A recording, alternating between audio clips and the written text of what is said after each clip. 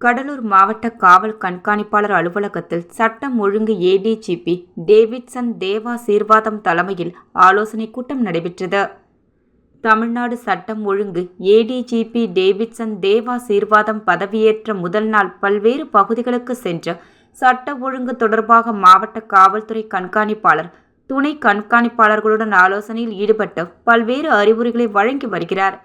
அந்த வகையில் விழுப்புரம் வடக்கு மண்டல காவல்துறை கோட்டத்திற்கு உட்பட்ட கடலூர், விழுப்புரம், கள்ளக்குறிச்சி ஆகிய 3 மாவட்டங்களைச் சேர்ந்த காவல் கண்காணிப்பாளர்கள் மற்றும் துணை கண்காணிப்பாளர்களுடன் ஆலோசனை கூட்டம் கடலூர் மாவட்டம் காவல்துறை கண்காணிப்பாளர் அலுவலகத்தில் நடைபெற்றது. இந்த ஆலோசனை கூட்டத்தில் சட்ட ஒழுங்கு குற்றங்களை கையாள்வது தொடர்பாக பல்வேறு ஆலோசனைகள் வழங்கினார்.